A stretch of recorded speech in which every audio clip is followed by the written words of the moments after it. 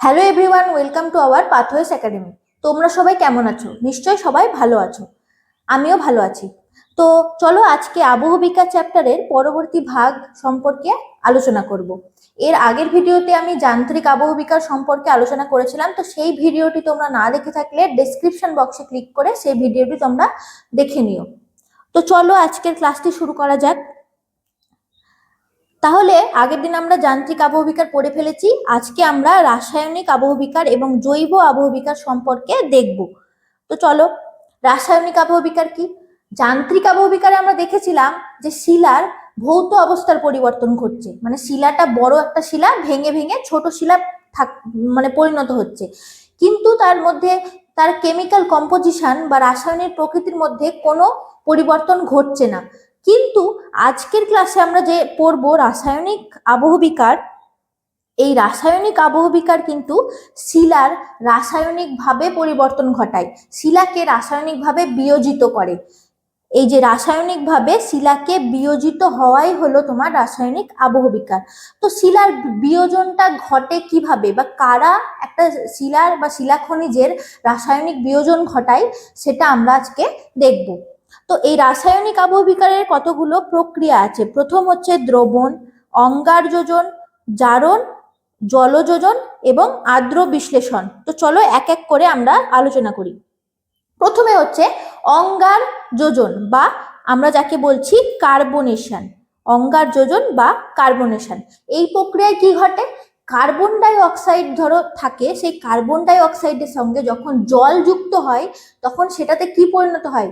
রাসায়নিকভাবে যখন carbon die অক্সাইডের সঙ্গে যখন জল রাসায়নিকভাবে যুক্ত হয় তখন উৎপন্ন হয় কার্বনিক অ্যাসিড।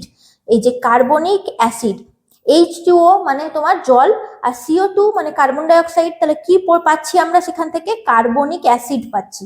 তাহলে যখন এই কার্বনিক অ্যাসিডটা উৎপন্ন হলো, এবার চুনাপাথর যুক্ত অঞ্চল আমরা দেখতে পাবো। চুনাপাথর যুক্ত অঞ্চল পাওয়া যায় কোথায়?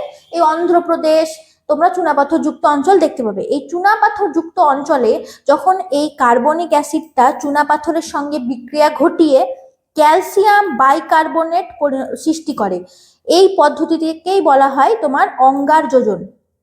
তাহলে কি বললাম? প্রথমে চুনাপাথর যুক্ত অঞ্চলে কি হয়? কার্বন ডাই অক্সাইডের সঙ্গে জল যুক্ত হয়ে কার্বনিক অ্যাসিড তৈরি হয়। সেই কার্বনিক অ্যাসিডটা আবার তোমার চুনাপাথরের সঙ্গে রাসায়নিকভাবে যুক্ত হয়ে ক্যালসিয়াম বাইকার্বনেটে পরিণত হয়। যেমন দেখো, এই এখানে একটা সংকেত আছে, সেটা দেখো, CaCO3 মানে সেই তোমার চুনাপাথর, এর সাথে কি যুক্ত হচ্ছে? কার্বনিক অ্যাসিড যুক্ত হচ্ছে। কার্বনিক অ্যাসিড যুক্ত হয়ে কিসে পরিণত হচ্ছে? তোমার ক্যালসিয়াম বাইকার্বনেটে পরিণত হচ্ছে। এবার যেটা বললাম তোমার অঙ্গার যোজন পদ্ধতি দেখা যায় কোথায়? তোমার অন্ধ্রপ্রদেশ অঞ্চলে। অন্ধ্রপ্রদেশের গুহার মধ্যে যেখানে চুনাপাথর যুক্ত অঞ্চল বা কাস্ট অঞ্চল দেখা যায়, সেখানে আমরা এক ধরনের ভূমিরূপ দেখতে পাবো। এই যে নিচে থেকে এরকম পিলারের মতো বা থামের মতো অংশ উঠে থাকবে, এগুলোকে আমরা কি বলবো? এগুলোকে আমরা বলবো স্ট্যালাকমাইট। যেহেতু মেঝে থেকে উঠছে তাই আমরা বলছি কে স্ট্যালাকমাইট। আর কিছু দেখবো যে এই ছাদ থেকে এরকম বেরিয়ে বেরিয়ে আছে, তাহলে এগুলো যেহেতু ছাদ থেকে নামছে তাই এগুলোকে আমরা বলবো স্ট্যালাকটাইট। তাহলে স্ট্যালাকটাইট আর স্ট্যালাকমাইট আমরা দেখতে পাবো এই চুনাপাথর যুক্ত অঞ্চল বা কাস্ট অঞ্চলে। আর যখন এই ওপর থেকে নেমে আসা অংশটা আর নিচে থেকে উঠতে উঠতে হঠাৎ করে মাঝখানে এক জায়গায় গিয়ে জোড়া লেগে যায়, তখন তাকে আমরা বলবো পিলার বা স্তম্ভ। তাহলে এই তিন ধরনের ভূমিরূপ আমরা দেখতে পাবো, এবং এগুলো কোন প্রক্রিয়ায় সৃষ্টি হয়? অঙ্গার যোজন বা কার্বনেশন প্রক্রিয়ায় আমরা এগুলো দেখতে পাবো। তো চলো পরের প্রক্রিয়ায় যাওয়া যাক। পরের প্রক্রিয়া হচ্ছে জারণ বা অক্সিডেশন। কথায় বুঝতে পারছো? অক্সিডেশন মানে অক্সিজেনের সঙ্গে কোনো একটা সম্পর্ক আছে। আচ্ছা, তোমরা তো লোহা দেখেছো, লোহার কোনো পাত ধরো হাত দিয়ে ভাঙতে যাচ্ছ, কিন্তু তোমরা কিন্তু ভাঙতে পারবে না, কারণ লোহা হচ্ছে খুব কঠিন একটা মেটাল বা ধাতু। এবার সেই লোহার মধ্যে যদি লোহাটাকে যদি তুমি নিয়ে গিয়ে রোদে জলের মধ্যে রেখে দাও, তাহলে লোহাটার মধ্যে কি হবে? মরচে পড়বে। তখন কিছুদিন পর ওই মরচে পড়া লোহাটাকে তুমি হাত দিয়ে ভাঙবে, দেখবে খুব সহজে ভেঙে যাচ্ছে। তাহলে লোহার প্রকৃতিটা কেমন? শক্ত বা কঠিন। আর এই মরচে যখন লোহায় ধরে যায়, মরচের প্রকৃতিটা হচ্ছে তোমার ভঙ্গুর। তাহলে লোহা যখন শিলা খনিজের সাথে রাসায়নিকভাবে অক্সিজেন যুক্ত হয়ে যায়, তখন এই ভঙ্গুর তোমার মানে পদার্থের সৃষ্টি ঘটে। যেমন দেখো, লোহার সাথে যখন অক্সিজেন যুক্ত হয় তখন আমরা এই ফেরিক অক্সাইডে পরিণত হয়। দেখো, ফেরিক অক্সাইডে পরিণত হয়, তখন এই ফেরিক অক্সাইডটা কেমন মরছে। এবার যেই ধরনের শিলায় ধরো লোহার ভাগ বেশি, সেখানে অক্সিজেন যুক্ত হয়ে সেই শিলাটাকে ভঙ্গুর আকারে পরিণত করে দেয়। এই প্রক্রিয়ায় আমরা ল্যাটেরাইট মৃত্তিকা কিন্তু এই জারণ প্রক্রিয়ায় সৃষ্টি হয়। তাহলে জারণ মানে কি? যখন শিলার সঙ্গে তোমার অক্সিজেন যুক্ত হয়ে শিলাটাকে ভঙ্গুর করে দিচ্ছে, তখন তাকে আমরা বলবো জারণ বা অক্সিডেশন। যেমন এই দেখো, এই যে লোহা 4Fe, এই লোহার সাথে জল যুক্ত হচ্ছে, আর কি যুক্ত হচ্ছে? অক্সিজেন যুক্ত হচ্ছে, দিয়ে কি উৎপন্ন হচ্ছে? তোমার মরচে বা ফেরিক অক্সাইড উৎপন্ন হচ্ছে। আচ্ছা, পরবর্তী দেখো, জলযোজন বা হাইড্রেশন। জলযোজন মানে জল যুক্ত হওয়া। যখন শিলা খনিজের সঙ্গে রাসায়নিকভাবে জল যুক্ত হয়, তখন শিলার প্রকৃতিতে কিছু পরিবর্তন ঘটে। কি ঘটে পরিবর্তন? যেমন দেখো, বলছে শিলা খনিজের সাথে রাসায়নিক বিক্রিয়ায় জল যুক্ত হয় হলো জলযোজন। এই প্রক্রিয়ায় জল শিলা খনিজের গ্রন্থিগুলোকে আলগা করে দেয়। জলযোজন প্রক্রিয়ায় কি হয়?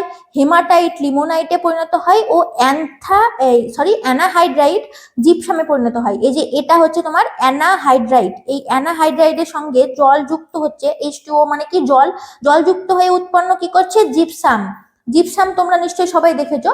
এই জিপসাম এই পদ্ধতিতে তৈরি হয়, জলযোজন প্রক্রিয়ায় তৈরি হয়। চলো পরের প্রসেস দেখা যাক। আর্দ্র বিশ্লেষণ বা হাইড্রোলাইসিস মানে কি? হাইড্রোলাইসিস মানে আয়নে ভেঙে যাওয়া। যখন জল যখন হাইড্রোজেন এবং হাইড্রক্সিল আয়নে ভেঙে যায়। আয়ন মানে এই যে হাইড্রোজেন আয়ন হচ্ছে H+, আর হাইড্রক্সিল আয়ন হচ্ছে OH-। যখন এইটাতে ভেঙে যায়, তখন এই প্রক্রিয়াকে আমরা বলবো আর্দ্র বিশ্লেষণ। এই প্রক্রিয়ায় কি হয়? ফেল্ডস্পার, এই যে এইটা হচ্ছে ফেল্ডস্পার। ফেল্ডস্পারের সঙ্গে যখন জল মানে OH+ আর OH- যখন যুক্ত হয়, তখন কি উৎপন্ন হয়? তখন উৎপন্ন হয় অ্যালুমিনো সিলিসিক অ্যাসিড এবং পটাশিয়াম হাইড্রাইড। বুঝতে পারলে? তাহলে এই প্রক্রিয়াটাকে আমরা বলছি আর্দ্র বিশ্লেষণ। অ্যালুমিনো সিলিসিক অ্যাসিড আর পটাশিয়াম হাইড্রাইডে পরিণত হয় কি? ফেল্ডস্পার। ফেল্ডস্পার, এটা হচ্ছে ফেল্ডস্পার, পরিণত হচ্ছে তোমার অ্যালুমিনো সিলিসিক অ্যাসিড ও পটাশিয়াম হাইড্রোক্সাইডে। আচ্ছা, পরবর্তী প্রসেস চলো দেখি। পরবর্তী প্রসেস হচ্ছে দ্রবণ। দ্রবণ কিন্তু খুব কম জাতীয় শিলার মধ্যেই দেখা যায়। কয়েকটি বিশেষ শিলা আছে যেগুলো সরাসরি জলের মধ্যে দ্রবীভূত হয়ে যায়। যেমন হচ্ছে সন্ধক লবণ। দেখবে তোমরা বাড়িতে উপোস হলে মারা দেখবে এমনি লবণ খায় না, তারা সন্ধক লবণ খায়। সেই লবণটা কি? সেটাকে আমরা বলি রক সল্ট। সেটাও কিন্তু এক প্রকারের শিলা। সেই রক সল্টটাকে যখন তুমি জলের মধ্যে গুলবে, তখন দেখবে জলের সাথে পুরো মিশে যাবে। তাহলে এই প্রক্রিয়াটাকে কি বলছে? এই প্রক্রিয়ায় তো শিলার বিয়োজন ঘটলো, তাহলে এই প্রক্রিয়াটাকে আমরা বলবো দ্রবণ প্রক্রিয়া। এই যে সন্ধব লবণ, জিপসাম প্রভৃতি খনিজ দ্রবীভবনের মাধ্যমে অপসারিত হয়। জিপসাম তৈরি হচ্ছিল না, সেই জিপসামটাও কিন্তু এরকম দ্রবণ প্রক্রিয়ায় আবার অপসারিত হয়। এই যে যখন বৃষ্টি হয়, তখন এই বৃষ্টির জলের সাথে এই খনিজগুলো অপসারিত হয়ে পরিবাহিত হয় এবং আবহবিকার ঘটে। আচ্ছা, তাহলে আমাদের রাসায়নিক আবহবিকার মোটামুটি শেষ। এবার আমরা জৈব আবহবিকার সম্পর্কে জানবো। জৈব আবহবিকার কারা ঘটায়? জৈব মানে বায়োলজিক্যাল, মানে যাদের প্রাণ আছে, প্রাণী, উদ্ভিদ, এরা কিন্তু জৈব আবহবিকার ঘটায়। আর কারা ঘটায়? আর ঘটায় হচ্ছে আমরা মানুষরা কিন্তু প্রচুর জৈব আবহবিকার ঘটায়। যে রাস্তা নির্মাণ করছে, ধাপ চাষ করছে, এটা করছে, ওটা করছে, কিন্তু প্রচুর জৈবিক আবহবিকার ঘটায়। আবহবিকার মানে হচ্ছে শিলাকে ভেঙে দেওয়া। তাহলে যে প্রসেসে প্রাণীরা বা মানুষরা শিলাকে ভাঙছে, সেটাই জৈব আবহবিকারের মধ্যে পড়ছে। তাহলে চলো দেখি উদ্ভিদের মাধ্যমে কিভাবে জৈবিক আবহবিকার ঘটে। প্রথমে দেখি যান্ত্রিক পদ্ধতি বা যান্ত্রিক আবহবিকার কিভাবে ঘটে উদ্ভিদের মাধ্যমে। দেখো, বাড়ির ছাদে যখন গাছ জন্মায়, সেই গাছ কিন্তু দেওয়াল ফেটে তোমার দেওয়ালের মধ্যে প্রবেশ করে। এই প্রক্রিয়াই হচ্ছে তোমার আবহবিকার। মানে শিকড়গুলো, ধরো বাড়ির ছাদ ছাড়ো, একটা শিলার মধ্যে ধরো গাছ জন্মেছে, সেই উদ্ভিদের শিকড়টা কি করবে? ওই শিলার মধ্যে দিয়ে ঢোকার চেষ্টা করবে এবং শিলাটাকে ভেঙে ওই শিলার মধ্যে ঢুকবে। এটাই কিন্তু হচ্ছে উদ্ভিদের মাধ্যমে একটা আবহবিকার ঘটছে। এই যে যেমন এই ছবিটায় দেখো, এই যে উদ্ভিদের শিকড়ের ক্রিয়া, রুট অ্যাকশন। এই যে গাছের শিকড়গুলো দেখো শিলার মধ্যে ঢুকে গেছে এবং শিলাটাকে ভেঙে দিয়েছে। এই প্রক্রিয়াটাই হচ্ছে এক প্রকার যান্ত্রিক আবহবিকার। কে ঘটাচ্ছে? উদ্ভিদ। আচ্ছা, আবার এই রাসায়নিক আবহবিকার কি করে ঘটায়? উদ্ভিদের পাতা, ডাল, শিকড়, মানে উদ্ভিদের পাতা, ডাল, শিকড় বা কোনো উদ্ভিদ মারা গেছে, সেই উদ্ভিদটা ধরো মাটির ওপরে পড়ে আছে বা কোনো শিলার ওপরেই পড়ে আছে। এবার বিভিন্ন পোকামাকড় বা ক্ষুদ্র ক্ষুদ্র বিয়োজক তারা কি করবে? ওইটাকে রাসায়নিকভাবে বিয়োজিত করবে, মানে ওই উদ্ভিদের দেহটাকে রাসায়নিকভাবে বিয়োজিত করবে। তার ফলে কি উৎপন্ন হবে? হিউমাস বা তোমার হিউমিক অ্যাসিড, এই যে humic acid, lactic acid, citric acid, এই সমস্ত অ্যাসিড উৎপন্ন হবে। সেই অ্যাসিডগুলো কি করবে? শিলাকে রাসায়নিকভাবে বিয়োজিত করবে বা শিলার ক্ষয় ঘটাবে রাসায়নিক পদ্ধতিতে, মানে রাসায়নিকভাবে শিলার মধ্যে যে খনিজটা আছে সেই খনিজটাকে ভেঙে দেবে, তাহলে আস্তে আস্তে শিলাটা ভেঙে যাবে। তাহলে এইভাবে করে কিন্তু উদ্ভিদ রাসায়নিক আবহবিকার ঘটায়। আচ্ছা, এবার চলো প্রাণীরা কিভাবে আবহবিকার ঘটাচ্ছে সেটা দেখে নিই। প্রাণীরা মাধ্যমে আবহবিকার, ইঁদুর, খরগোশ, খ্যাকশিয়াল, তারপরে এই পেঁচা, এরা কি করে? মাটিতে গর্ত খুঁড়ে বাসা করে। এই যে ইঁদুর, দেখবে যে ছবিটা দেখো, ইঁদুর কিন্তু মাটিতে গর্ত করে বাসা করে নেয়। তারপর দেখবে বিভিন্ন প্রাণী, সাপ, তারপরে খ্যাকশিয়াল, এরা তো মাটিতে গর্ত করে বাসা বানায়। তাহলে এইটা কি ধরনের আবহবিকার? এটা কিন্তু যান্ত্রিকভাবে ওই মাটিটাকে ক্ষয় করছে বা শিলাটাকে ক্ষয় করছে, তাহলে এটা হচ্ছে যান্ত্রিক আবহবিকার ঘটাচ্ছে বিভিন্ন প্রাণীরা। আবার দেখো, প্রাণীদের দেহ যখন মাটিতে, ধরো একটা ইঁদুর মরে মাটিতে পড়ে আছে বা কোনো শিলার ওপর পড়ে আছে, তাহলে ইঁদুরটার দেহটা তো পচে যাবে, পচে গিয়ে বিভিন্ন অ্যাসিড উৎপন্ন করবে এবং সেই অ্যাসিডগুলো ওই শিলা মধ্যস্থ খনিজের সঙ্গে রাসায়নিক বিক্রিয়া করে রাসায়নিক আবহবিকার ঘটাবে এবং রাসায়নিকভাবে শিলাটাকে নষ্ট করবে। দেখো কি বলছে, পশু পাখির বর্জ্য পদার্থ, মলমূত্র শিলার রাসায়নিক আবহবিকার ঘটায়। আবার প্রাণীরা যখন মারা যায় তখন প্রাণীদেহ নিঃসৃত অ্যাসিডের মাধ্যমে শিলার রাসায়নিক আবহবিকার ঘটে। মানে উদ্ভিদরা যেভাবে রাসায়নিক আবহবিকার ঘটাচ্ছে, প্রাণীরাও কিন্তু একইভাবে ঘটাচ্ছে। উদ্ভিদের দেহ যখন মাটিতে পড়ে থাকছে বা শিলার উপর পড়ে থাকছে, তখন পচে গলে যে রাসায়নিক আবহবিকার মানে বিভিন্ন অ্যাসিড তৈরি হচ্ছে এবং সেই অ্যাসিডগুলো যখন শিলার রাসায়নিক বিয়োজন ঘটাচ্ছে তখন রাসায়নিক আবহবিকার ঘটছে। একইভাবে প্রাণীদের দেহ, প্রাণীরা যখন মারা যায় তখন প্রাণীদের দেহ থেকেও বিভিন্ন অ্যাসিড নির্গত হয়, সেই অ্যাসিডগুলো কিন্তু শিলার মধ্যে রাসায়নিক আবহবিকার ঘটায়। তাহলে একদম ইজি প্রসেস। এরপর চলো দেখি মানুষ, আমরা কি করি? আমাদের তো কাজের শেষ নাই। আমরা হচ্ছে তোমার চাষ করছি, রাস্তা তৈরি করছি, ডিনামাইট বিস্ফোরণ করছি, মানে প্রচুর মানুষ কিন্তু প্রচুর আবহবিকার ঘটায়। দেখো, খনিজ দ্রব্য আহরণের জন্য ডিনামাইট বিস্ফোরণ করে শিলা সমেত গোটা পাহাড়কেই ফাটিয়ে ফেললো। তাহলে একটা পাহাড় কি হয়? পাহাড়টা গোটা ফেটে গেল, তাহলে পাহাড়টা আবহবিকার ঘটলো, একবারে পাহাড় নষ্ট করে দিল। আবার ওপেন কাস্ট পদ্ধতিতে কিন্তু খনিজ দ্রব্য আহরণের জন্য যন্ত্র দিয়ে শিলা ফাটিয়ে অপসারণ ঘটানো, এই সমস্ত কিন্তু মানুষরা করে। তোমরা চাইলে এখান থেকে স্ক্রিনশট নিয়ে নিতে পারো। আচ্ছা, পাহাড় পার্বত্য অঞ্চলে চাষের জমি তৈরি করা, শিলার এই সমস্ত কারণে শিলা ও ভূমির পরিবর্তন ঘটে। একইভাবে পাহাড়ি অঞ্চলে রাস্তা নির্মাণ, পাহাড় কেটে রাস্তা তৈরি করছে। পাহাড়ি তোমরা দেখবে, ঘুরতে যাও দেখবে পাহাড়ের চারিদিকে গোল গোল করে রাস্তা, গোল গোল করে রাস্তা, সেগুলো কিভাবে তৈরি হয়েছে? পাহাড়টা কেটেই তো রাস্তাগুলো তৈরি হয়েছে। তাহলে পাহাড় কেটে রাস্তা নির্মাণ, জলবিদ্যুৎ, ডিনামাইট বিস্ফোরণ ইত্যাদিতে আবহবিকার ঘটে। এছাড়া দূষণের প্রভাবে যখন মানুষ ধরো দূষণ ঘটাচ্ছে, যে বায়ু দূষণ ঘটছে, বায়ু দূষণের ফলে অ্যাসিড বৃষ্টি, তারপর পরোক্ষভাবে শিলার রাসায়নিক আবহবিকার ঘটে। অ্যাসিড বৃষ্টি হচ্ছে, তাজমহলের ওপর অ্যাসিড বৃষ্টি হলো, তাহলে তাজমহলটা কি? মার্বেল পাথর দিয়ে তৈরি, তাহলে সেই মার্বেল পাথরটা কিন্তু ক্ষয় পাচ্ছে এই অ্যাসিড বৃষ্টির কারণে, তাহলে এটাও এক ধরনের আবহবিকার পড়ছে। আর অ্যাসিড বৃষ্টিটা হয় কিন্তু মানুষের জন্য, মানুষ বিভিন্ন দূষণ করছে, এই গ্যাস ওই গ্যাস উৎপন্ন করছে, এর প্রভাবে কিন্তু রাসায়নিক আবহবিকার ঘটছে। আচ্ছা, নেক্সট দেখবো যে মানুষের কার্যাবলীর কারণে কিন্তু বেশ কিছু অঞ্চলে আবহবিকারের পরিমাণ বেড়ে গেছে এবং ভূমিধস, ক্ষয়ভবন এবং মৃত্তিকা ক্ষয় কিন্তু বাড়ছে মানুষের কার্যকলাপের ফলে। তাহলে এইভাবে মানুষরা কিন্তু আবহবিকার ঘটায়। দেখো এখানটায় কেমন মাটি ছিল, এই মাটিটা কিন্তু এই চাষ করার জন্য বা পশুচারণের জন্য অপসারিত হয়ে মাটিটা ক্ষয় পেয়ে এরকম মানে মাটি ও শিলার ভাঙন ঘটছে। বুঝতে পারলে? তাহলে এবার দেখি যে কোন কোন অঞ্চলে আমরা কোন কোন আবহবিকার দেখতে পাবো, এটাও কিন্তু তোমাদের সিলেবাসে আছে। আচ্ছা, নিরক্ষীয় জলবায়ু অঞ্চল মানে পৃথিবী। এবার পৃথিবীর মাঝখানে কি থাকে? এখানে নিরক্ষরেখা। এই নিরক্ষরেখার কাছাকাছি অঞ্চলে, এই যে এটা 0 ডিগ্রি যদি ধরি, তাহলে এই নিরক্ষরেখার কাছাকাছি, ধরো কাছাকাছি অঞ্চলটা, এই অঞ্চলে যে আবহবিকারটা ঘটে, এই যে কাছাকাছি অঞ্চলে যে মানে কোন ধরনের আবহবিকার দেখা যায়? নিরক্ষরেখার কাছাকাছি অঞ্চলে প্রধান হচ্ছে দেখা যায় হচ্ছে রাসায়নিক আবহবিকার। রাসায়নিক সকল প্রকার আবহবিকার কিন্তু দেখা যায়। যেমন হচ্ছে দেখো কেন দেখা যায়, নিরক্ষরেখার কাছাকাছি অঞ্চলে রাসায়নিক আবহবিকারই আমরা কেন বেশি দেখতে পাবো? এর কারণ হচ্ছে উষ্ণতা। যেহেতু নিরক্ষরেখার কাছাকাছি অবস্থিত, তাই সূর্যের আলোটা কিন্তু এই 0 ডিগ্রির ওপর একদম ডাইরেক্ট পড়ছে, তাহলে খুব উষ্ণতা বেশি হবে এবং বৃষ্টিপাতও এখানে বেশি এবং সারা বছর আর্দ্রতাও খুব বেশি। এবার যেখানেই জানবে যেখানে জল আছে, জল থাকা মানেই সেখানে রাসায়নিক আবহবিকার কিন্তু ঘটবে, কারণ রাসায়নিক আবহবিকারের একটা প্রধান উপাদান ছিল এই জল, মানে জল শিলার সাথে রাসায়নিকভাবে যুক্ত হয়ে রাসায়নিক শিলার বিয়োজন ঘটাচ্ছে। তাহলে আমরা নিরক্ষীয় জলবায়ু অঞ্চলে কি ধরনের আবহবিকার বেশি দেখতে পাবো? রাসায়নিক আবহবিকার। নেক্সট দেখি ক্রান্তীয় মৌসুমী মানে জলবায়ু। ক্রান্তীয় মৌসুমী জলবায়ু অঞ্চলে আমরা রাসায়নিক আবহবিকার দেখতে পাবো, কিন্তু শুষ্ক ঋতুতে আমরা যান্ত্রিক আবহবিকার দেখতে পাবো। যেমন দেখো আমাদের ভারতের জলবায়ু কেমন, মৌসুমী জলবায়ু। এখানে আমরা গ্রীষ্মকালে দেখি যে গ্রীষ্মকালটা আর্দ্র, আবার বর্ষাকালে বৃষ্টি হয়, তাহলে গ্রীষ্মকাল এবং বর্ষাকালে আমরা জলের উপস্থিতি দেখতে পাচ্ছি, তাহলে তখন আমরা রাসায়নিক আবহবিকার কিন্তু ঘটবে।